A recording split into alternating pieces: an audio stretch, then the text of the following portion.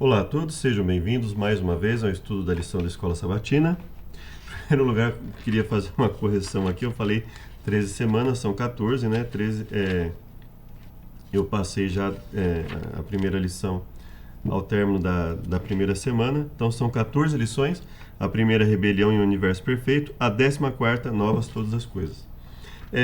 Hoje nós vamos estudar a lição 2 da Escola Sabatina. Logo mais, depois da oração, iniciaremos. Que Deus nos abençoe.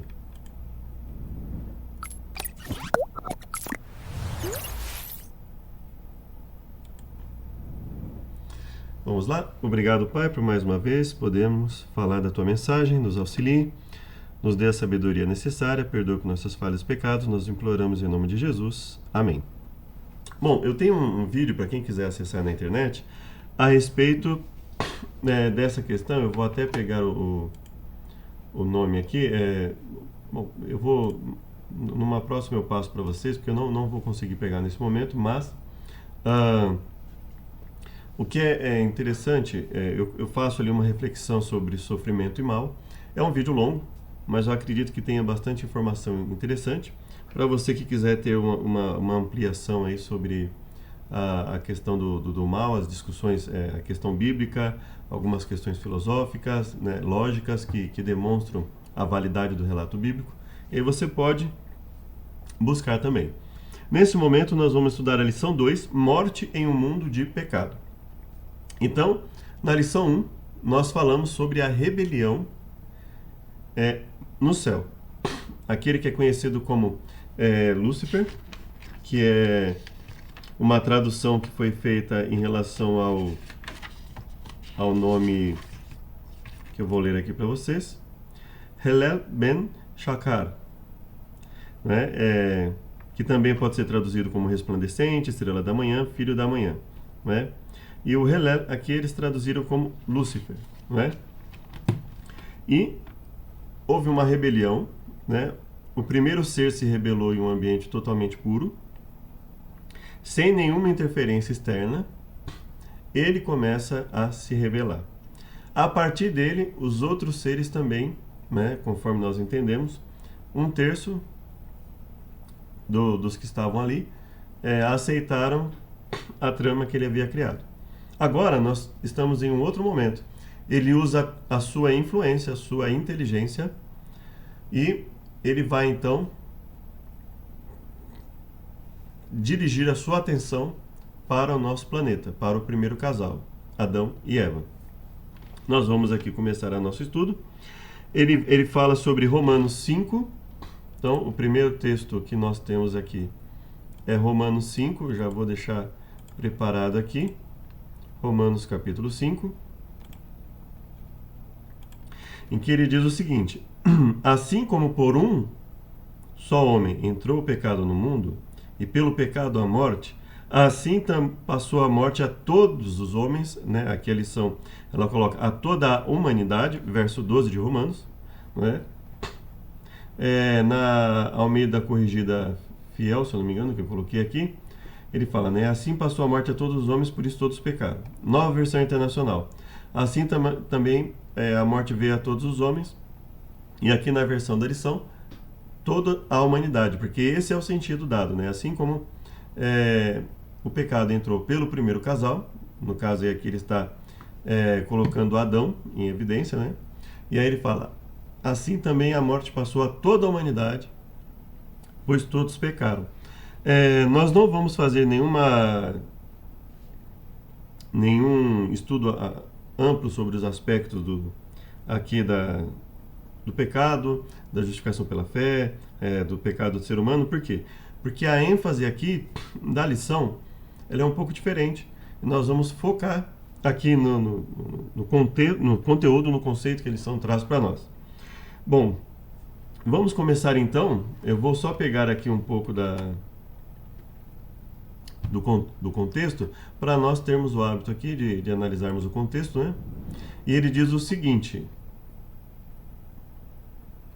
porque se nós, sendo inimigos, fomos reconciliados com Deus pela morte de seu Filho, muito mais tendo sido já reconciliados, seremos salvos em sua vida. Então ele está dizendo assim, se quando éramos inimigos de Deus, quando éramos rebeldes, alguns talvez não tenham enfrentado isso na vida, mas pelo menos não como regra, né? Talvez tenham nascido em um lar cristão e etc. Mas em algum momento nós passamos um tempo, período curto ou longo que seja, de falta de fé, alguma coisa nesse sentido. Mas ele fala o seguinte, se quando nós não aceitamos a Deus, quando não aceitávamos a Deus, ele já nos buscou para a reconciliação, imagine como ele nos ajudará agora que estamos reconciliados, ou seja, agora que aceitamos o seu poder, agora que aceitamos a sua transformação na nossa vida. E não somente isso, mas também nos gloriamos em Deus, por nosso Senhor Jesus Cristo, pelo qual agora alcançamos a reconciliação. E aí ele fala, portanto, como por um homem entrou o pecado no mundo, pelo pecado a morte, assim também a morte passou a todos os homens, por isso que todos pecaram. Porque até a lei estava o pecado no mundo, mas o pecado não é imputado não havendo lei.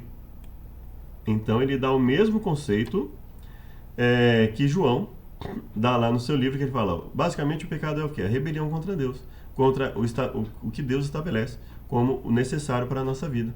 Né? O que Deus falou para Adão e Eva era lei? Evidente, a palavra de Deus, toda vez que Deus diz que nós devemos fazer alguma coisa, aquilo no sentido amplo é lei. No entanto, a morte reinou desde Adão até Moisés, até sobre aqueles que não tinham pecado, a semelhança da transgressão de Adão, mas não é assim o dom gratuito como a ofensa. Porque se pela ofensa de um morreram muitos, muito mais pela graça de Deus. E o dom pela graça, que é de um só homem, Jesus Cristo, abundou sobre muitos. Então, ele está dizendo o seguinte, olha, se quando estávamos em rebelião contra Deus, ele teve misericórdia de nós, nos buscou, teve paciência conosco. Imagine agora que aceitamos a sua palavra, imagine o quanto a nossa vida vai ser diferente. Então ele aborda não apenas a salvação em Cristo Jesus e a relação disso com a vida eterna, mas a transformação que isso é capaz de fazer no nosso dia a dia. Né? Saber que temos acesso a Deus, que se pecarmos podemos chegar até Deus e pedimos perdão em arrependimento, no desejo de mudança, que Ele nos dá poder para a mudança, que Ele não tem prazer em que nós vivamos uma vida de frustração, porque toda hora eu vou ficar errando. Não, Ele não tem prazer nisso, então Ele nos garante condições de mudança de vida. Então Ele fala, olha, pense nisso, pense na transformação que aceitar a graça de Deus na sua vida, aceitar a palavra de Deus, aceitar a transformação que Deus quer fazer em sua vida, o que ela pode fazer hoje na sua vida. Por isso Deus fala, aceite hoje, porque além de você não jogar na loteria, vamos dizer assim, a sua vida, a sua salvação, além de você não deixar a sua salvação na incerteza, você ainda vai ter uma transformação extremamente benéfica. Cristo foi o agente divino, por meio de quem Deus trouxe o universo e o mundo à existência. Mas quando Deus Pai conferiu honra especial a Cristo e anunciou que juntos criariam este mundo, Lúcifer ficou com inveja e ciúme de Jesus Cristo. Ellen White, História da Redenção, página 10, e conspirou contra ele.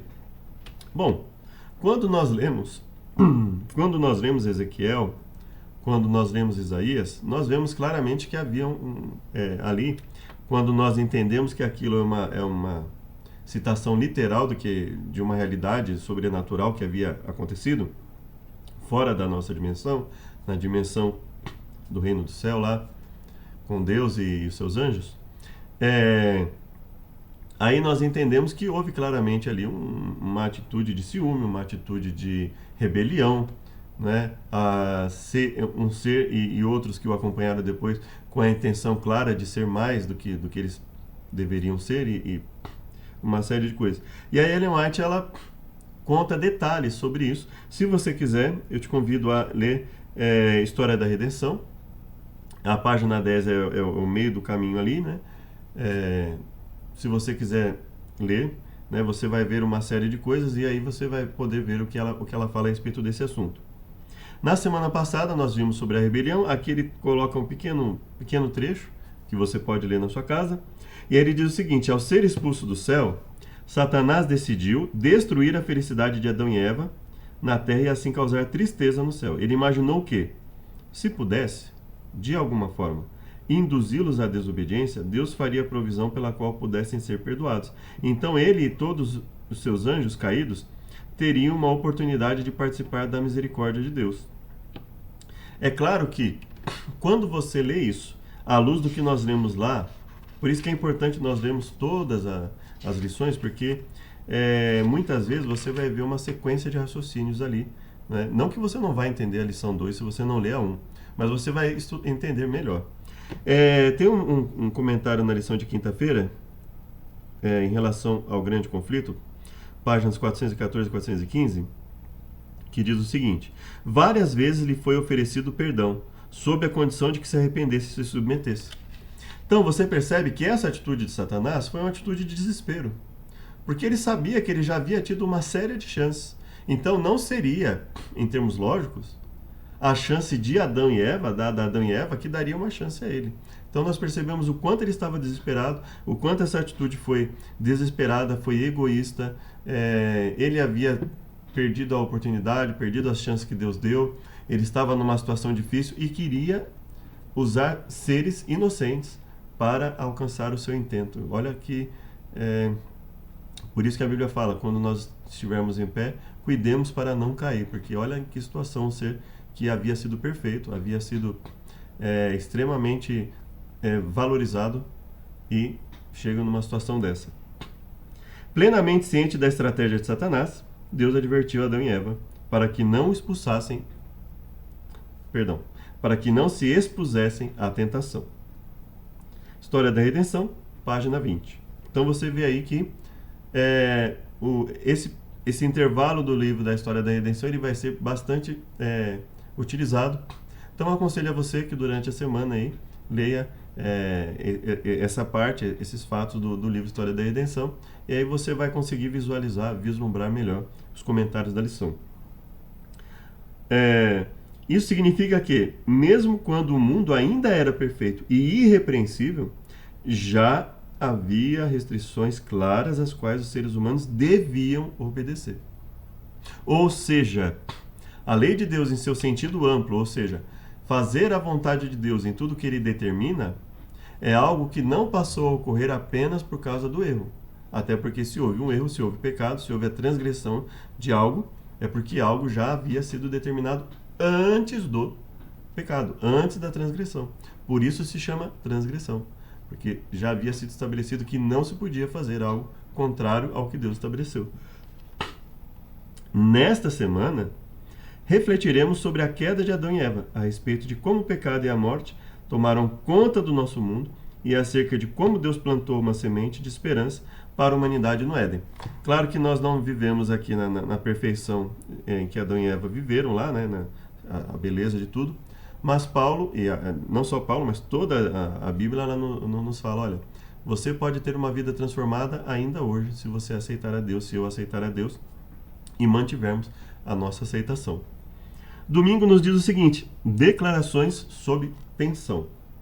O mundo criado pelo Senhor era perfeito, conforme Gênesis 1:31. É importante que quando você estudar o capítulo 13 de Gênesis, seria bom que você lesse os capítulos 1, 2 e 3 em conjunto, para reforçar na sua mente que os eventos de Gênesis 1 são literais, tudo que foi relatado ali em Gênesis 1 existe, né? Animais, céu, terra, água, né? Animais conforme a sua espécie. Quando você entende a literalidade disso e você entende a transição, acompanha que o capítulo 2 é uma continuação, só que com um foco diferente. No capítulo 1 o foco é a criação como um todo. No capítulo 2 nós temos um foco maior nos seres humanos. E aí, no capítulo 13 esse foco continua e tudo isso é literal, né? Aí o grande problema é se espiritualizar essas partes, né? Então, devemos entender que isso é literal, que foi determinado por Deus, foi determinado literalmente. Deus advertiu: de toda árvore do jardim você pode comer livremente, de toda árvore do jardim. Então não foi fome, não foi ausência de variedades, não foi uma rotina enjoativa, não foi nada disso que fez com que os seres humanos caíssem. Deus falou, olha, pode comer de toda árvore de jardim, ou seja, o que nos mostra que havia uma variedade considerável para eles. Mas da árvore do conhecimento do bem e do mal você não deve comer, porque no dia em que dela comer, você certamente morrerá. Qual a importância de você entender isso literalmente? Porque muitos espiritualizam isso, dizendo assim. Na verdade, quando Deus falou que eles iam morrer, ele estava falando apenas de uma separação deles com Deus, né? O sentimento de separação, né? Isso tudo é resultado de espiritualizar o texto. Quando você entende, quando você lê desde o capítulo 1 e você percebe que tudo aquilo é literal, acontece com Adão e Eva, a Bíblia fala do problema de Caim e Abel, a Bíblia fala das genealogias, a Bíblia dá continuidade às histórias da mesma forma de histórias reais, como histórias reais, que Jesus considerou as histórias reais, considerou Adão e Eva como reais, que a Bíblia inteira trata desse assunto como o assunto da transgressão como algo real. Você percebe que o relato é literal. Isso vai te ajudar e vai me ajudar não só a entendermos o contexto em si, mas entendermos todo o relato que vai ser colocado, lembrando que estamos falando sobre morte em um mundo de pecado. Você sabe que a morte é algo literal, é algo real que acontece conosco, né? Então, é importante que você tenha isso em mente para que você vá construindo o raciocínio conforme as Escrituras. Gênesis 2, 16 e 17 mostra a existência do livre-arbítrio. Lembre-se, eu vou reforçar isso, nós estamos usando sempre o livre-arbítrio no sentido comum que ele tem hoje, livre escolha. Por que você pode se perguntar, por que você está insistindo nisso? É porque muitas vezes as pessoas, elas tendem a focar na questão do livre-arbítrio lá no seu sentido inicial, né, no sentido etimológico, sentido original da palavra. Nós não estamos usando nesse sentido. Estamos usando no sentido de livre escolha. Nós não vamos nos aprofundar nisso, mas é só para você ter a noção de que nós estamos falando da questão de escolha, tá? Porque, de repente, pode ser que você comente isso com alguém e fala, porque livre-arbítrio não existe, porque o conceito etimológico não é esse. Não, nós não estamos usando no sentido lá inicial da palavra. Estamos usando no sentido comum, de escolha. Caso não pudessem escolher livremente, percebe? Caso não pudessem escolher livremente, por que Deus os teria advertido? Então veja que o autor claramente está usando no sentido comum, corriqueiro, de escolha, ok? Então, por que Deus os teria advertido se eles não pudessem escolher? Ou seja, aqui o autor automaticamente está combatendo, buscando nos fortalecer para que não tenhamos a ideia da predestinação. Predestinação em que sentido? Sentido de que o homem foi criado já com a intenção de que ele pecasse, estava pré-determinado que ele iria pecar, ou que depois do pecado o homem passaria por uma situação em que não haveria como, de forma alguma, ele ser salvo por Deus, a não ser que fosse por uma predestinação, que Deus predestinasse. Olha, fulano vai se salvar, fulano vai se perder, se não fosse dessa forma não haveria salvação. Então, veja quanta coisa nós podemos aprender, mas para isso é necessário que nós tenhamos paciência ao estudar a lição, né, e reflitamos sobre todos os aspectos que ela quer nos transmitir. Então, Gênesis 2, 16 e 17. Vamos lá? Gênesis 2, 16 e 17. Veja só. E o Senhor Deus ordenou ao homem, coma livremente de qualquer árvore do jardim, mas não coma da árvore do conhecimento do bem e do mal, porque no dia em que dela comer, certamente morrerá. No dia em que você comer, certamente morrerá. Então, esse é o ponto. E aí, ele está dizendo, olha, te dou toda a liberdade para viver no Éden, te dou inclusive a liberdade de escolher se vai comer ou não o fruto que é proibido, que é o fruto do conhecimento do bem e do mal. Deus já havia falado, qual é o nome do fruto? Árvore do conhecimento do bem e do mal. Então eles sabiam, Adão e Eva sabiam que aquele fruto, ele tinha qual a intenção? De conceder o conhecimento do bem e do mal. Mas um conhecimento que Deus não queria que eles adquirissem. Não é? Ele não queria, pelo menos não daquela forma. pelo menos não através do fruto, né? Mas Deus não queria que eles comessem daquele fruto. Então ele já havia falado, é o fruto do conhecimento do bem e do mal. Então eles já sabiam o conteúdo relacionado ao fruto. E aí Deus havia dado para eles a liberdade de escolher. Mas havia dito para eles, com essa liberdade vem também as consequências. Se vocês aceitarem a minha determinação, vocês vão permanecer vivos. Se vocês não aceitarem, vocês estão se colocando num caminho de morte, de destruição. E aí então, algum tempo depois dessa advertência divina, Satanás assumiu a forma de uma serpente e também entrou no Éden. Eva viu a serpente comer alegremente o fruto proibido e não morrer. Ele próprio havia comido do fruto proibido. Ellen White, Patriarcas e Profetas, página 30. E nada lhe aconteceu. Então veja, Deus disse que se eles comessem, eles morreriam. De repente eles venham comer e não morrer. E aí, ela, né, no caso específico, né? Porque a Bíblia fala que Adão não foi enganado, ou seja, Adão comeu consciente de tudo, mas ele estava ali, né,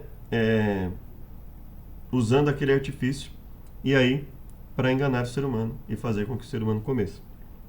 E aí, ela viu isso, então peraí, falou que ia morrer, não morreu, e agora, o que eu faço? Né? Veja que Deus não deu maiores detalhes, ele apenas disse, olha, no dia em que vocês comerem, vocês vão morrer. Comerem, vocês vão morrer. E aí, ao invés de ela se afastar dali, conversar com Deus, né? Conversar com Adão, né? E também nós vamos ver que no caso de Adão ocorreu a mesma coisa, né? A mesma impaciência, a mesma tensão. Eles foram por um caminho ruim. Leia Gênesis 3, de 1 a 4. Imagine-se no lugar de Eva. Por que essas palavras poderiam ter soado convincentes? Da perspectiva da lógica humana, o argumento da serpente soou muito mais convincente do que a palavra de Deus. Primeiro, não havia evidência no mundo natural até aquele momento da existência do pecado e da morte. Mas, ora, havia a evidência de que Deus é poderoso para criar. Se um ser é poderoso para criar, ele também é poderoso para destruir. Então veja que uma lógica que ainda em pensamentos humanos, uma lógica extremamente falha. Né? Vamos lá em Gênesis 3, né, capítulo 3 de Gênesis, de 1 a 4. Então vamos lá. Ora, a serpente era mais astuta de todos os animais selvagens que o Senhor tinha feito. E ela perguntou à mulher, foi isso mesmo que Deus disse? Não comam de nenhum fruto das árvores do jardim? Respondeu a mulher à serpente, podemos comer do fruto das árvores do jardim. Mas Deus disse, não coma do fruto da árvore que está no meio do jardim, nem toquem nele. Não comam nem toquem nele. Do contrário, vocês morrerão. Deus disse, não comam. Ela disse, não comem nem toquem nele. Então veja que Eva já estava conversando ali com a serpente em um ambiente de tensão. Ela já estava no ambiente de tensão. Ela já sabia para onde aquela conversa poderia levá-la. Então ela já estava sabendo que ela estava se arriscando. Do contrário, vocês morrerão. Disse a serpente à mulher, certamente não morrerão. Deus sabe que no dia em que dele comerem, seus olhos se abrirão e vocês serão como Deus, semelhantes a Deus. Em que sentido? No sentido de conhecer o bem e o mal. Quando a mulher viu que a árvore parecia agradável ao paladar, era atraente aos olhos, e além disso desejável para dela obter discernimento, tomou do fruto, comeu e deu ao marido, que comeu também. Os olhos dos dois se abriram, perceberam que estavam nus, então juntaram folhas de figueira para cobrir-se. Então veja o que aconteceu. Olha toda uma conversa que aparentemente foi o quê? Rápida. E olha a tragédia que ocorreu, porque ali, tendo tudo, resolveram ter mais do que realmente precisavam. Imagine-se no lugar de Eva, porque essas palavras poderiam ter soado convincente. O primeiro argumento nós já vimos, né? A ordem de Deus parecia ser restritiva demais e sem sentido. Mas em termos estritamente lógicos, ela não era nem restritiva demais, porque eles tinham direito a todas as outras árvores, então não havia que se falar em uma restrição exagerada, e muito menos sem sentido, porque óbvio, ora, se Deus estava dando uma série de coisas para eles, mas estava dando limites a eles, então era totalmente coerente com tudo, né? Adão havia percebido ali a ordem com que Deus trabalhava. Deus criou Adão, fez com que ele nomeasse os animais, né? Criou Eva, levou até Adão. Eva, obviamente, ela sabia da história ali por trás da sua criação, né? Que Deus permitiu que Adão primeiro percebesse que estava só, né? Fez a mulher, etc. Então ela sabia como Deus trabalhava. Ela sabia que Deus tinha explicações extremamente não apenas verdadeiras, mas extremamente concretas, coerentes, convincentes. Infelizmente, ao decidir entre as duas declarações conflitantes, Eva ignorou 3 princípios básicos, ou seja, Eva se utilizou de falácias, né? Então, aparentemente, né, pensamentos que aparentemente têm uma aparência de ser algo correto, mas que quando bem analisados, são percebidos como falsos. A razão humana nem sempre é a maneira mais segura para se avaliar questões espirituais. Principalmente porque a razão humana ela pode cometer falhas, né? Muitas falhas. Nem sempre é a maneira mais segura para se avaliar questões espirituais. A palavra de Deus pode parecer ilógica e sem sentido para nós, mas é sempre correta e confiável. Veja que o autor ele trabalha bastante nisso. Olha, a razão humana nem sempre é a maneira mais segura. A palavra de Deus pode parecer ilógica, né? Não quer dizer que ela seja ilógica e sem sentido, mas ela pode parecer, principalmente quando nós estamos apreensivos, tensos, no momento de ansiedade, né? Há coisas que não são más nem erradas em si mesmas, mas Deus as escolheu como testes de obediência. Aqui nós podemos falar, por exemplo, olhar para a árvore, estar perto da árvore, apreciar a árvore, apreciar a beleza da árvore. Tudo isso poderia não ser visto por eles como algo mal em si mesmo. Mas, obviamente, já estava em que caminho ali? O caminho da cobiça. Já estava ali se alinhando o caminho de quê? Da cobiça. Percebe que mesmo não tendo comido, Eva já estava ali cobiçando. Veja o que a Bíblia diz.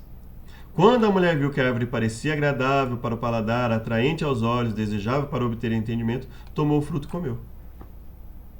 Então ela já, no momento em que ela começou a cobiçar a árvore, a olhar não mais com um olhar comum, assim como via as outras árvores, e até com um olhar de preocupação que deveria haver, né? Um olhar assim de cautela, não, né? Vou evitar isso aqui, né?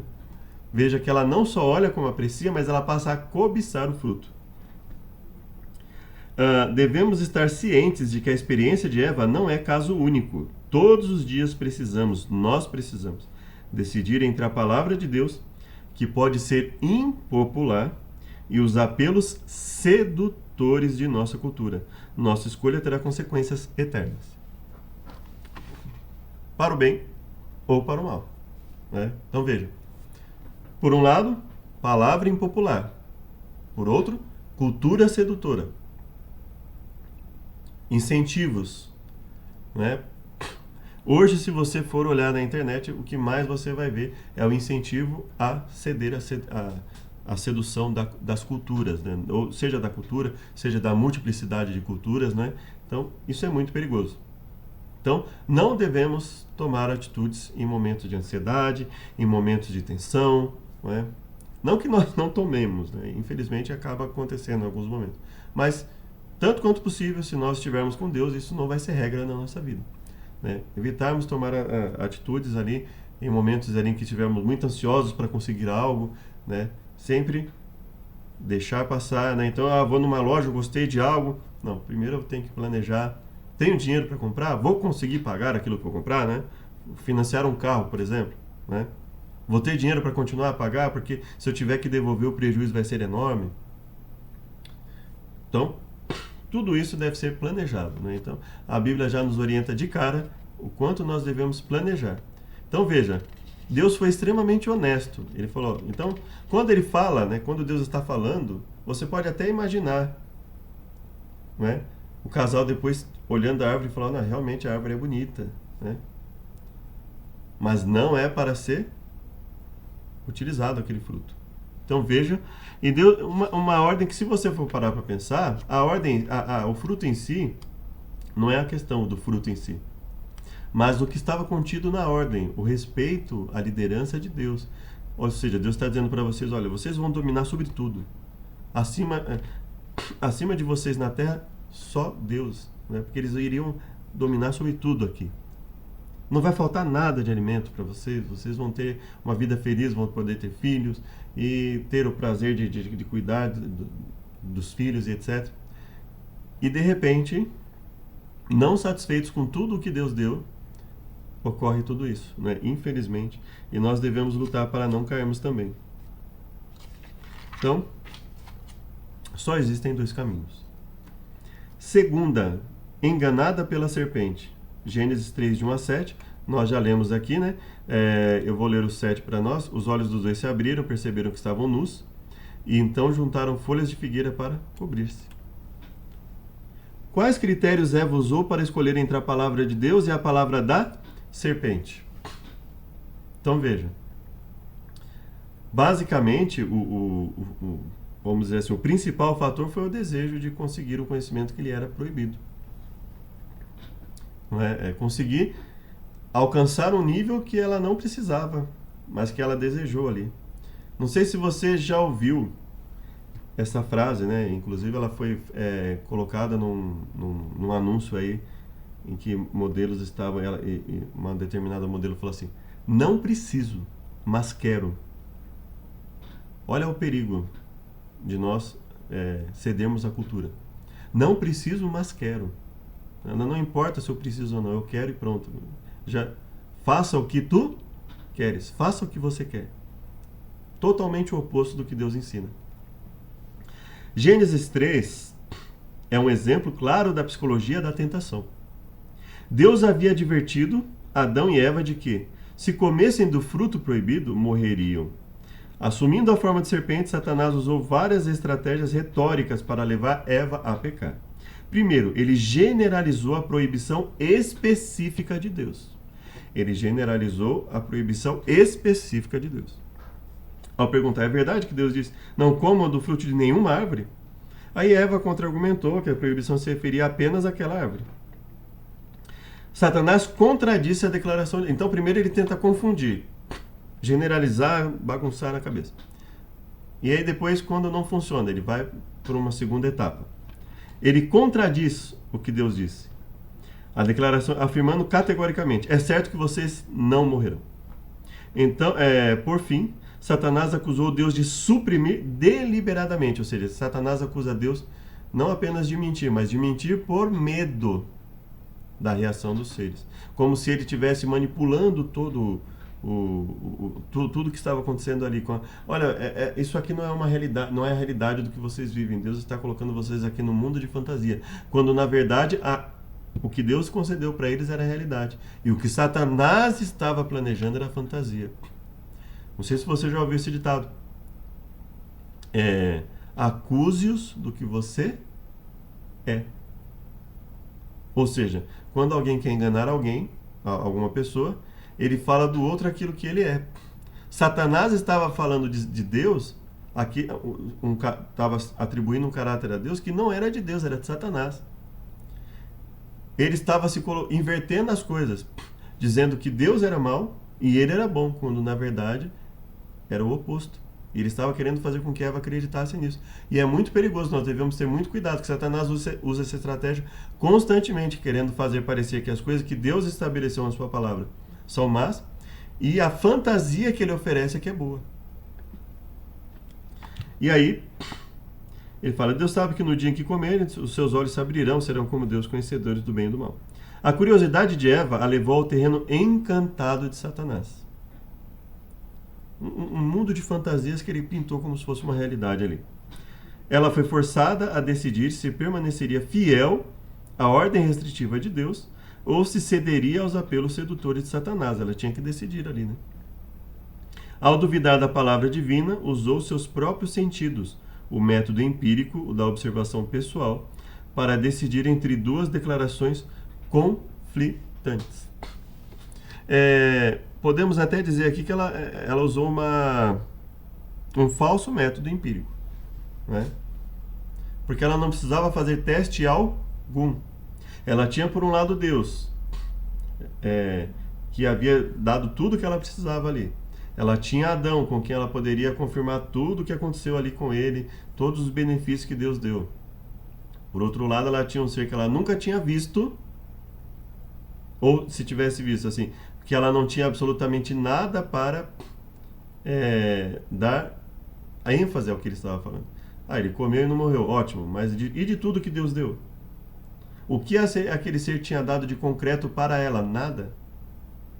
Então veja que, mesmo empiricamente falando, mesmo em termos de experiência, foi totalmente falho o raciocínio de Eva. Por isso é totalmente injustificável. O pecado de Satanás é injustificável. O pecado de Adão e Eva é injustificável.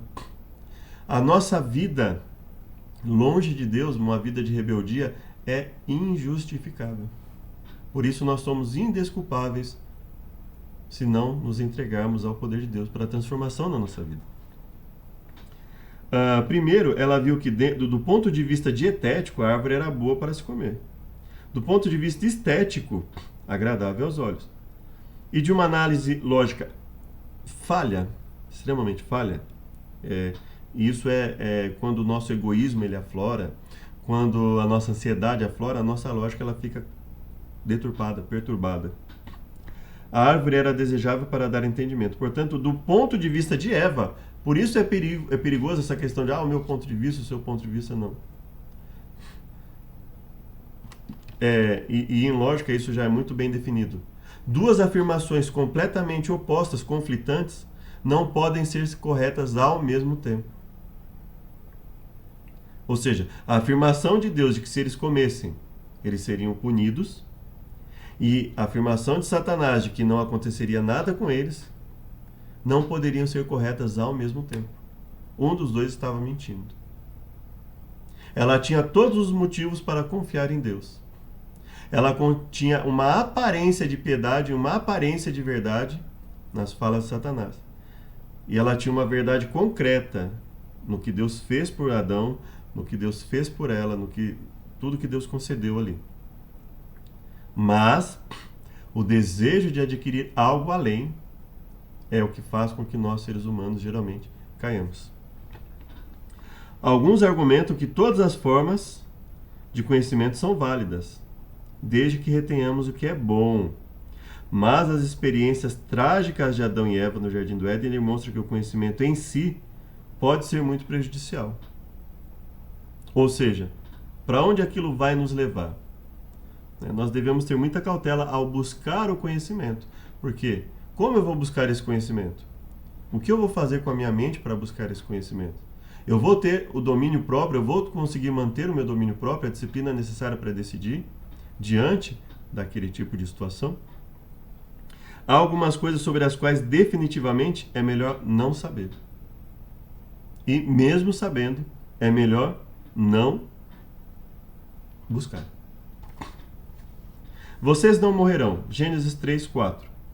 Quais foram as diferentes formas pelas quais essa mentira foi repetida ao longo dos tempos?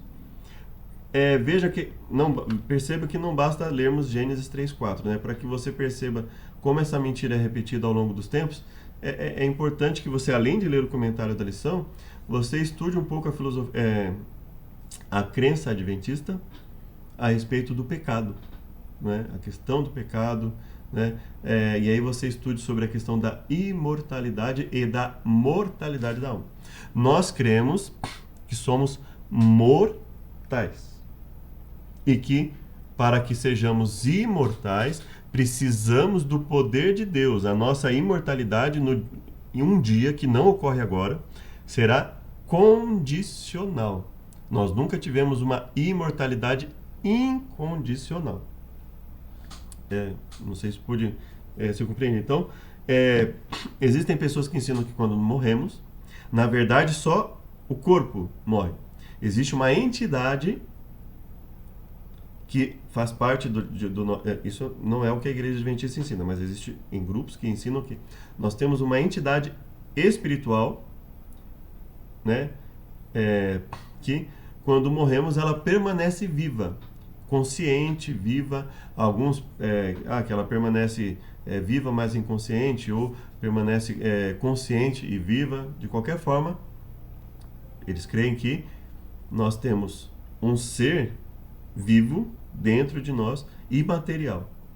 Nós não, adventistas, não cremos nisso. Nós cremos que nós somos um ser, né?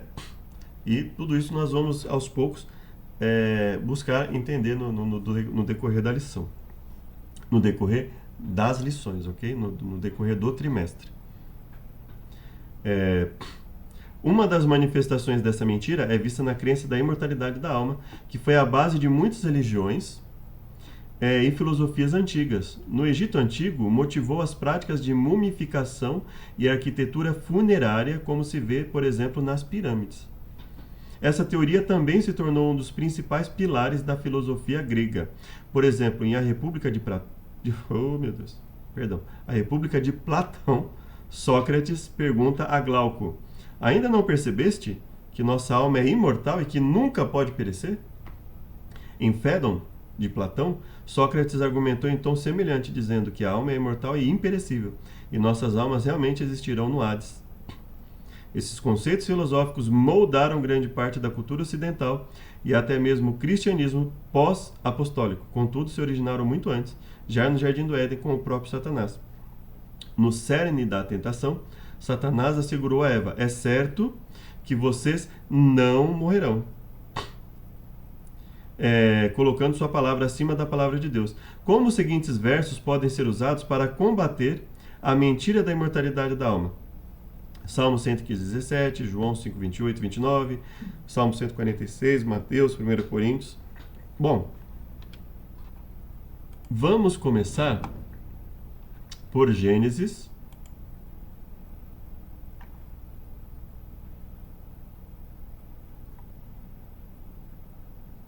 2, verso 7. Então o Senhor Deus formou o homem do pó da terra e soprou em suas narinas o fôlego de vida. Esse termo é um termo-chave que, se você quiser estudar, existem estudos na internet com a visão mais técnica a respeito disso. Existem excelentes livros, existem livros adventistas que falam muito bem sobre isso. E existe, por exemplo, livros não adventistas que são poucos, né, que falam disso, mas existem muitos teólogos que hoje já reconhecem que não existe uma base bíblica concreta para se utilizar qualquer verso do Antigo Testamento. Outros já consideram que, inclusive, não existe nenhuma base bíblica concreta para usar nenhum verso da Bíblia. Estou falando de autores não adventistas. Mesmo entre autores adventistas já é reconhecido que a imortalidade da alma ela não tem uma base bíblica. Alguns reconhecem que não tem base alguma, outros já reconhecem que não tem uma base sólida, tem uma base aparente, mas não tem uma base sólida. Mas um dos pontos é você entender exatamente o que é esse fôlego de vida. E o homem se tornou um ser vivente. E quando ele fala o homem foi feito, o homem se tornou um ser vivente, é muito importante os detalhes das palavras. Quando Deus pega o homem, forma o homem, sopra nele o fôlego de vida, aí ele se torna um ser vivente, assim como os outros seres, um ser vivente. Ele não recebe, então no Gênesis, nós entendemos que ele não recebe um ser vivente, ele se torna um ser vivente. Então, corpo sem fôlego de vida não é um ser vivente. Fôlego de vida sem corpo não é um ser vivente. União dos dois, um ser vivente. Separação dos dois, não existe mais ser vivente. Ok? De forma bem resumida, eu sei que não é o suficiente, que isso vai ter que ser desenvolvido no decorrer dos estudos, e por isso nós vamos estudar os outros versos para começarmos a construir, e para você que já conhece, obviamente, né? reforçar, assim como estou reforçando para mim, e para quem não conhece, para nós construirmos esse conhecimento. Então vamos lá, Salmo 115, 17. Salmo 115, 17.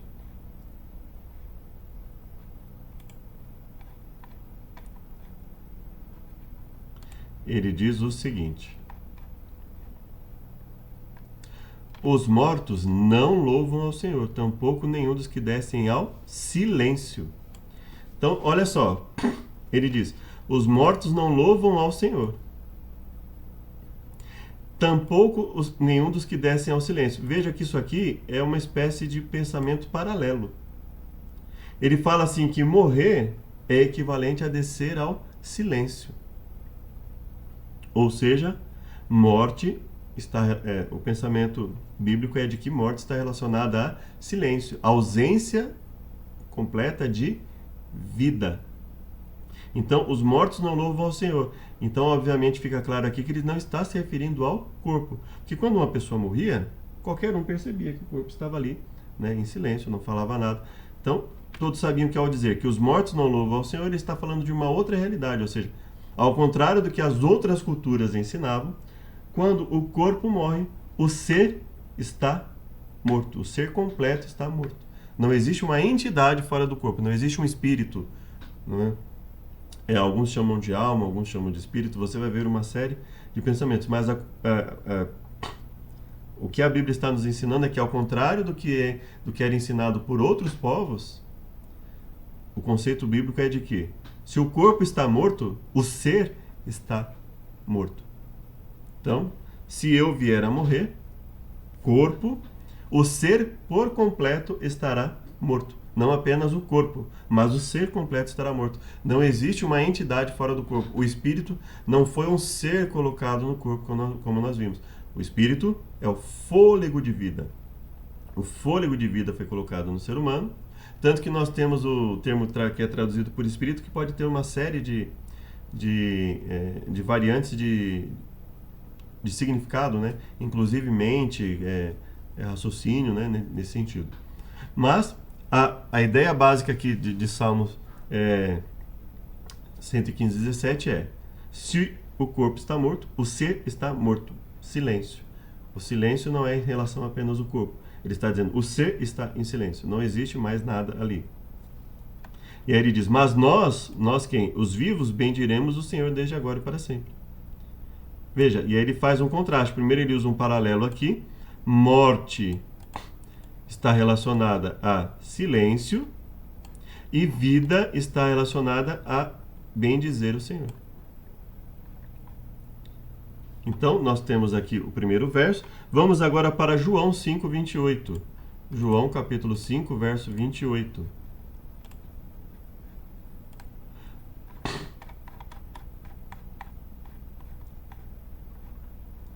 Não fiquem admirados com isso, pois está chegando a hora em que todos que estiverem nos túmulos ouvirão no futuro. Aí você fala assim, mas eu já ouvi essa pergunta e assim, é bem coerente, né? Porque às vezes a forma como a pessoa ouvir, né? Então vamos pensar o seguinte, vamos ler aqui na outra versão, né? Todos que estão nos sepulcros ouvirão a sua voz. Todos que estiverem nos túmulos ouvirão a sua voz. E aí a pessoa vai falar assim, mas se quando ele estiver lá no túmulo ele já vai ouvir, então quando nós estamos mortos, nós estamos semiconscientes? Não, não é isso que ele quer dizer. Ele está querendo que vão ouvir a voz porque vão ressuscitar, ok? Então ele fala, todos que estiverem nos túmulos ouvirão a sua voz porque vão ressuscitar. E sairão os que fizerem o bem, ressuscitarão para a vida eterna. Percebe? Então, por que eles vão ouvir? Eles primeiro vão ressuscitar. Então ele fala, ouvirão, ou seja, Deus vai ressuscitar as pessoas, e as pessoas depois de ressuscitadas é que vão ouvir a voz, ok?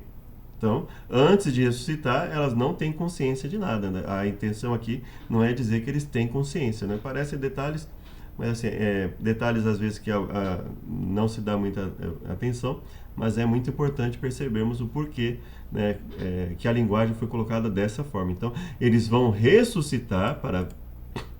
Então, os que fizerem o bem para a vida, os que fizerem o mal para serem condenados, mas a nossa ênfase aqui é na questão da ressurreição. Eles vão ressuscitar, e ressuscitando, eles ouvirão a voz de Deus. Então veja, entre a morte e a ressurreição não há consciência. Então a ideia da Bíblia, quando nós lemos Salmos, morte associada ao silêncio, vida relacionada à consciência. Aí nós vemos João dizendo que na ressurreição vão ouvir. Na ressurreição. Então a Bíblia associa o quê? Depois da morte, quando ouviremos novamente o Senhor? Na ressurreição. Salmo 146, verso 4. Salmo 146, verso 4.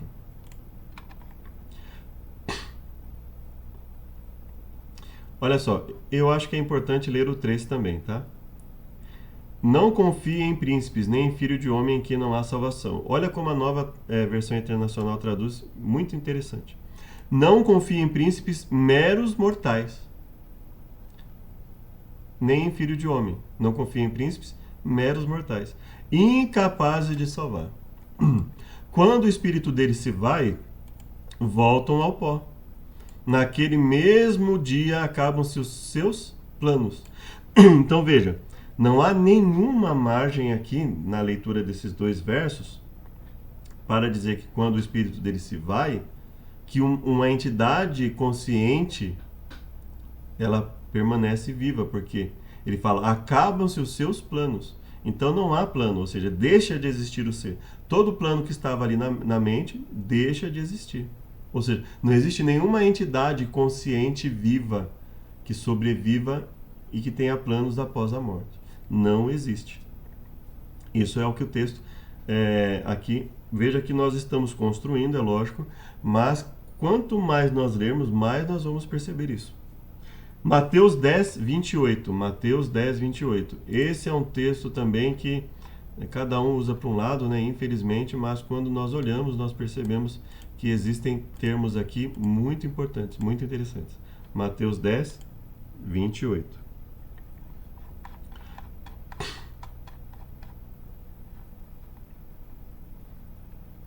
Não temais os que matam o corpo e não podem matar a alma. Não temais os que matam o corpo e não podem matar a alma. Temei antes aquele que pode fazer perecer no inferno alma e corpo. Não tenham medo dos que matam o corpo, mas não podem matar a alma. Antes tenham medo daquele que pode destruir tanto a alma como o corpo no inferno. Então veja que Mateus 10, 28, ele não está fazendo uma alusão a um ser vivo e material que existe fora do corpo. Ele está dizendo assim, olha, não temam os que podem te matar aqui, mas não tem poder sobre você. Ou seja, Deus tem poder para te fazer ressuscitar e viver novamente. Nós já lemos ali, né? Quando nós lemos João, por exemplo, nós vemos que Deus tem poder para ressuscitar. Então, ou seja, não tenha medo daquele que pode te matar apenas provisoriamente. Tenha medo daquele que pode te destruir permanentemente. Destruir tanto a alma como o corpo no inferno. Então ele fala assim, tenha medo daquele que pode te destruir para que você não viva nunca mais, para que você nunca mais volte à vida. E não daquele que tem medo de te matar provisoriamente e não tem poder nenhum sobre você a partir dali, porque a partir daquele momento é Deus que vai definir, de acordo com a nossa aceitação dele ou não, se vamos ressuscitar ou não. Então ele fala, destruir alma e corpo. Então ele fala, não existe a ideia, nesse caso aqui especificamente, nós já construímos a ideia de que não existe um ser imaterial que sobrevive, e aqui ele está deixando claro que, além de não existir, ainda que existisse, que não é o caso, a Bíblia não está dizendo que esse ser vai ficar vivo eternamente ou que ele vai ficar sofrendo eternamente. O ser vivo vai ser destruído. Não existe a ideia de um ser, de uma alma, como um ser fora do corpo. Não existe. Nós já lemos que não existe. Mas ainda que existisse, esse verso deixa claro que ela não permaneceria viva e sofrendo eternamente. Ou seja, então, ao mesmo tempo em que nós estamos minando a ideia de um ser espiritual, né? Um fantasma que sobreviva após a morte. Nós estamos também minando com esse verso a ideia do tormento eterno, no sentido de que haverá um tormento que os seres ficarão sofrendo, seja em corpo, ou seja em espírito, eternamente, sem nunca ter fim. Então ele fala, quando ele fala ter medo daquele que pode destruir, ele pode fazer perecer, destruir. Então a Bíblia fala que Deus pode, e ele vai fazer isso em relação aos ímpios de forma perene. Ele não vai levar nenhum tormento eterno. 1 Coríntios 15, 51 a 58. 1 Coríntios 15, 51 a 58.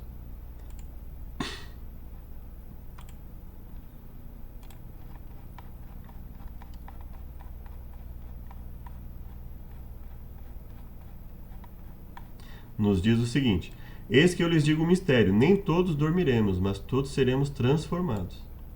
Num momento, num abrir e fechar de olhos, ao som da última trombeta. Então veja, não faria sentido Paulo dizer nem todos dormiremos, mas todos seremos transformados, se todos eles estivessem conscientes da sua situação, mesmo depois da morte. Num momento, no abrir e fechar de olhos, porque a trombeta soará, os mortos ressuscitarão incorruptíveis.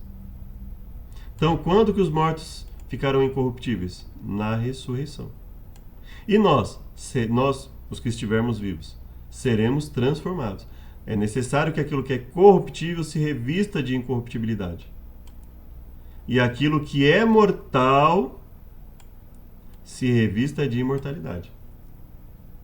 Veja, ressuscitarão incorruptíveis e os vivos transformados. Então, os que morreram corruptíveis. E os que estão vivos terão que ser transformados. Então, eles também são corruptíveis.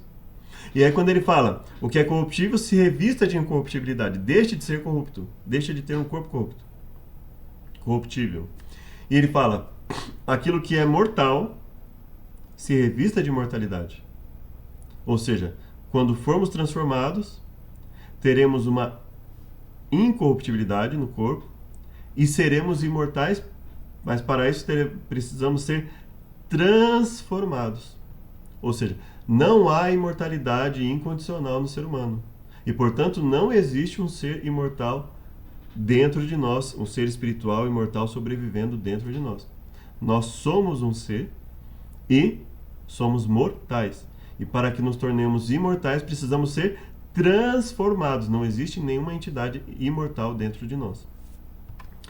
Quando, porém, o que é corruptível se revestir de incorruptibilidade, o que é mortal de imortalidade, então se cumprirá a palavra que está escrita: a morte foi destruída pela vitória. Então ele fala assim, só por ocasião da volta de Jesus Cristo, quando os mortos forem ressuscitados, incorruptíveis, e os vivos, né, nós estamos falando dos salvos aqui, ok? Quando os mortos, os salvos que foram mortos ressuscitarem incorruptíveis, e os vivos que forem salvos forem transformados, aí é que a morte foi destruída pela vitória. E aí ele fala, mas graças a Deus que nos dá a vitória por meio de nosso Senhor Jesus Cristo, mantenham-se firmes, sejam dedicados à obra do Senhor, porque o trabalho de vocês não será inútil. Não será inútil. Ele está abordando o quê? Não será inútil porque depois da morte vocês vão continuar vivos com Deus? Não. Vocês vão estar em espírito com Deus. Não será inútil por quê? Porque nós morreremos, alguns permanecerão vivos e serão transformados pela volta de Jesus, mas alguns de nós morreremos. Ainda assim, o nosso trabalho de forma nenhuma será inútil. Os mortos revivem e se tornam imortais, os vivos são transformados e aí sim seremos imortais. Então, tenhamos essa esperança. A teoria satânica da imortalidade natural da alma tem persistido. Filmes, TV. Há uma fundação nos Estados Unidos que tenta criar uma tecnologia que nos permitirá entrar em contato com os mortos. Creem os cientistas ainda estão vivos existindo como PPMs, pessoas pós-materiais. Então, você veja aqui, existe inclusive uma falsa ciência se manifestando, né? E Satanás ele tem conhecimento suficiente para iludir o ser humano com falsa ciência. Então nós devemos tomar cuidado também com aquilo que vem para nós recheado como uma aparente ciência.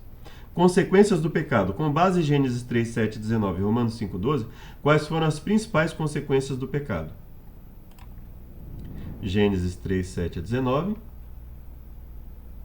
Como nós vamos aqui dar uma agilizada, então nós vamos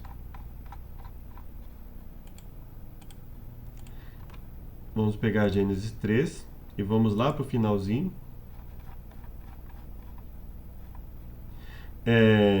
Se você quiser ler na sua casa, basicamente o que acontece? Deus conversa com eles, né? Eva fala, né? A serpente me enganou, eu comi. Adão fala, né? A mulher me deu do fruto, eu comi.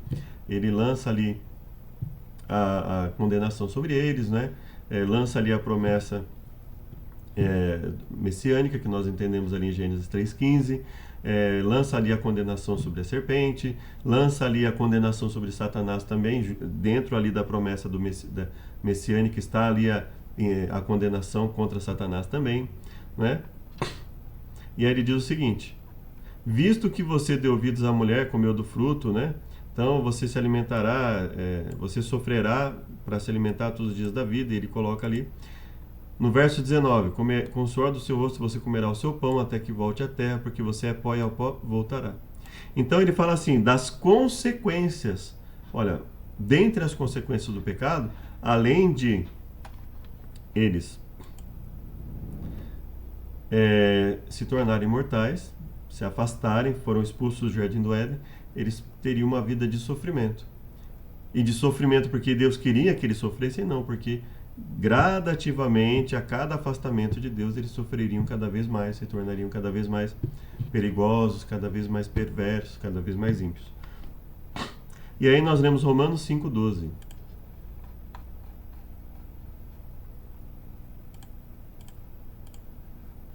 Romanos 5,12.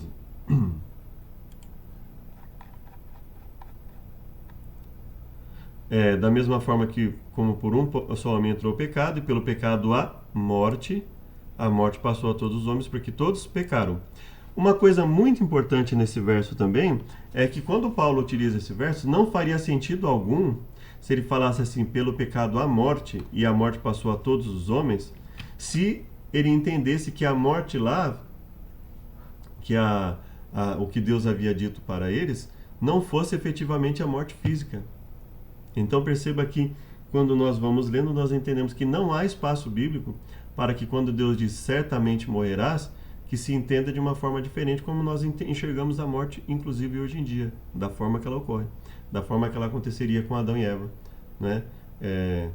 Adão ali, eles morreram, Adão e Eva morreram ali, né? Basicamente com 930, perto ali talvez, né? Dos 930 anos, a gente não sabe exatamente quanto tempo Eva viveu, né? A pessoa que mais viveu ali dos homens foi Matusalém, 969 anos. Então eu acredito que tenha sido possível que Eva pode ter vivido ali um período parecido com aquilo, só em termos de especulação, mas todos eles morreram da forma como Deus estabeleceu. Então não há espaço ali para considerar que o que Deus falou fosse no sentido simbólico. Cativada pelo discurso persuasivo da serpente, Eva não previu as consequências. Gênesis 13 descreve a queda de Adão e Eva e algumas de suas consequências. Ambos foram acometidos pela teofobia, medo de Deus. Sentiram vergonha de si mesmo, começaram a se acusar mutuamente. O mundo natural havia se deteriorado. O jardim do Éden não era mais um lugar bonito e agradável que costumava ser. Quer dizer, o jardim em si continuou, né? Mas eles foram expulsos, né? Ao testemunharem no murchar da flor e no cair da folha os primeiros sinais da decadência, Adão e sua companheira choraram mais profundamente do que as pessoas costumam chorar pelos seus mortos. As mortes das débeis e delicadas flores era realmente um motivo para a tristeza, mas quando as belas flores perderam as suas folhas, essa cena lembrou-lhes o fato cruel de que a morte é o destino de todo ser vivente. Ellen White, Patriarcas e Profetas. Ali, especificamente onde eles estavam, eles foram expulsos, e todo o local em que eles estiveram ali, eles perceberam, né? Danos nas folhas. Agora imagine, assim, chorando pelas folhas, imagine ter que sacrificar um animal em virtude do pecado. Imagine ver os animais morrendo. Imagine ver que tudo isso ocorreu pela rebelião que eles desenvolveram ali. Adão e Eva não morreram de imediato, no sentido de terem deixado de viver, mas naquele mesmo dia receberam sua sentença de morte e passaram a se tornar mortais. No momento em que eles deixam de comer do fruto da árvore da vida, o corpo deles passa a se deteriorar gradativamente. A queda trouxe consequências trágicas. O fato doloroso é que temos sofrido as consequências do que aconteceu no Éden, não só por causa de Adão e Eva, tá? Então, porque eu sofro hoje, tudo que eu sofro é por causa de Adão e Eva. Não, existem coisas que nós sofremos por nossa causa também, né? Porque nós acabamos nos rebelando em alguns momentos contra Deus. Nós que eu digo, humanidade como um todo, né? A humanidade nós como humanidade, nós acabamos nos rebelando. Então a humanidade sofre por se rebelar contra Deus, né? Nós sofremos porque muitas vezes não aceitamos o conselho de Deus, né? Não nos mantemos firmes, etc. E há injustiças também, depois do pecado, obviamente. Nós sabemos que sofremos pelo que fazemos e sofremos pelo que os outros fazem contra nós também. Que esperança há para a humanidade? Gênesis 3,15 e 3,21. Nós já lemos, né? Já conhecemos a questão. Vou apenas reforçar aqui o verso 21. Aqui no capítulo 3 de Gênesis. Ok? Aqui. O Senhor fez roupas de pele e com elas vestiu Adão e sua mulher.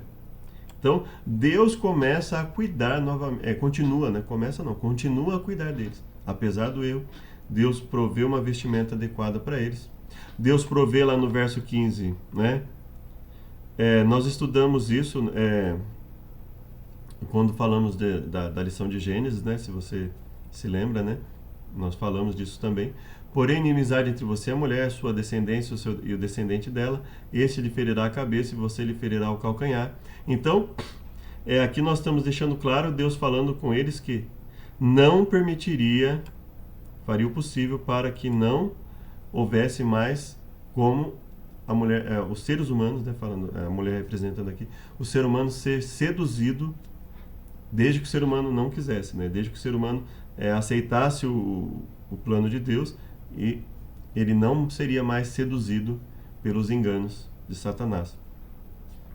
Então, quando Adão, de acordo com as especiais determinações de Deus, vamos só, a palavra inimigo sugere não apenas uma controvérsia cósmica de longa duração entre o bem e o mal, mas uma aversão pessoal ao pecado. Essa inimizade, uma dádiva do Éden que nos permite aceitar a sua graça salvadora. Quando Adão, de acordo com as especiais determinações de Deus, fez uma oferta pelo pecado, foi para ele a mais dolorosa cerimônia. Sua mão devia se levantar para tirar a vida que somente Deus podia dar e fazer uma oferta pelo pecado. Pela primeira vez teria que testemunhar a morte. Ao olhar para a vítima ensanguentada, contorcendo-se na agonia da morte, ele devia contemplar pela fé o Filho de Deus, a quem a vítima prefigurava, e que devia morrer em sacrifício pelo ser humano. E infelizmente hoje, o ser humano, ele é capaz de retirar a vida mesmo sem necessidade. Muitas vezes, não digo, mas algumas vezes até mesmo por prazer, um prazer mórbido, né? De matar os próprios seres humanos, de matar outros animais, por puro prazer de ver o animal morrer. Por puro prazer de ver um ser humano morrer. É muito triste, né? Muito como o ser humano se deteriorou, como nós precisamos da misericórdia de Deus. Leia 2 Coríntios 5:21 e Hebreus 9:28, que esses textos ensinam sobre o que foi revelado pela primeira vez no Éden. 2 Coríntios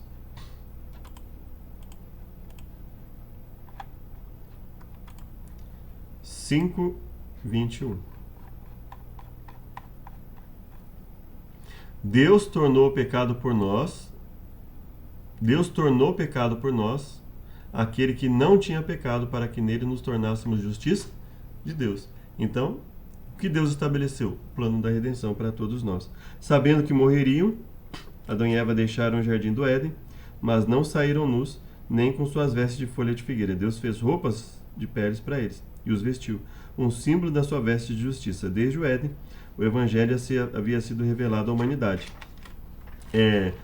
Aqui, inclusive, a roupa de Deus representa o quê? Deus está dizendo para eles que, apesar de tudo, ele sempre proveria um meio para que eles suportassem tudo aquilo que eles viriam a passar. E essa mesma promessa é dada para nós. Apesar do sofrimento, Deus sempre nos dará meio de suportar. Sexta-feira, texto de Ellen White, Patriarcas e Profetas, que é a queda da humanidade, e o plano da redenção, e educação, o conhecimento do bem e do mal. Bastante conteúdo, relativamente, né? Porque assim, não são tantas folhas, tá, irmão? Olha, são Patriarcas e Profetas de 28 a 38, e 39 a 46. Em educação, 15 a 18. Então, assim, bastante tendo em mente a quantidade de folhas que nós costumamos ler na lição, né? Mas não é uma quantidade fora do comum, né? Se você pegar aqui, você estudar aqui um capítulo num dia, né? Quiser deixar o outro e refletir, estudar, e depois pegar um capítulo e estudar no outro dia, né? Então você pode. Mas aqui eu acredito que dá tempo de você estudar um capítulo todos os dias, né? Uma parte dessa todos os dias, e vai dar para você estudar durante 6 dias. Você vai poder ter lido 2 vezes esse conteúdo, fora o conteúdo da lição, fora o estudo da Bíblia. Então dá para ter um conteúdo bastante consistente para chegar no dia do estudo. Estudos sobre experiências de quase morte, EQMs, sugerem que pessoas morrem, entre aspas, pois o coração para de bater. Porém, elas voltam à vida com histórias sobre flutuar em outro reino, ver um ser de luz e encontrar parentes mortos. Muitos, mesmo cristãos, que não entendem a verdade sobre a morte, acreditam que essas histórias provem a imortalidade da alma. Porém, esse deveria ser o alerta mais claro de que algo está errado. Muitos que têm essas experiências afirmam que os seres que conheceram durante as EQMs lhes disseram palavras de conforto, mas não disseram nada sobre a salvação em Cristo, nem sobre o pecado e o julgamento. É claro que uma das coisas que nós sabemos que ocorre é que quando esse sistema falso de ensinamentos vier, eles vão, inclusive, colocar Cristo como mais um. Em alguns casos, eles vão colocar Cristo como mais um dos que apareceram aqui como a revelação divina, né? Por isso eles nem se preocupam com isso, porque eles já estão manipulando a mente das pessoas, né? Agora, os cristãos, obviamente, deveriam se preocupar muito com isso. Os outros, eles nem se preocupam tanto, porque eles já têm um outro conceito, né? Muito diferente. Nessas experiências, os cristãos não deveriam ter recebido ensinos cristãos? É evidente, né? No entanto, o que ouvem soa como dogma da nova era, que explicaria por que eles saem menos inclinados ao cristianismo do que antes de morrer. Porque muitos que creem que suas EQMs foram uma prévia do céu, jamais receberam qualquer teologia cristã enquanto estiveram lá, em contraste com o sentimentalismo da nova era, porque a própria religião cristã está se tornando sentimentalista e trazendo para o púlpito ensinos da nova era, né? Porque foram enganados pelo mesmo que enganou Eva no Éden, e com a mesma mentira. Então, perceba que nós estamos construindo aos poucos o nosso raciocínio. Descobrimos que o mal, evidentemente, não foi vontade de Deus. Agora descobrimos que a queda de Adão e Eva também não foi vontade de Deus. Deus deu todas as condições para que eles não pecassem, ainda assim eles pecaram. Deus havia dito que eles morreriam, e nós descobrimos que não só morreriam, mas que ao morrerem, eles não permaneceriam conscientes com uma entidade fora do corpo. Então, espero que tenha sido útil. Próxima lição, lição 3, entendendo a natureza humana, tá? Então, aqui, só para você ter uma noção, é Gênesis 2:7, que é um verso que nós estudamos aqui, e nós vamos tentar nos aprofundar ainda mais na próxima lição, mas veja que a lição ela vai ficando cada vez mais específica sobre esse tema. Que Deus os abençoe a todos. Convido vocês para uma oração final. Obrigado, Pai, por mais uma chance de aprendermos a Tua mensagem. Nos perdoe por nossas falhas e pecados, nos purifique, nos fortaleça em todas as coisas. Te agradecemos e imploramos pela Tua misericórdia e sabedoria, para que possamos vencer e pregar uma mensagem que, além de muitas vezes impopular, é pregada por um número tão pequeno de pessoas comparado à imensidão dessas pessoas. Por isso nós imploramos pelo Teu poder, para que tenhamos êxito, em nome de Jesus. Amém. Muito obrigado, graça e paz a todos, Maranata, até o próximo estudo. Que Deus os abençoe.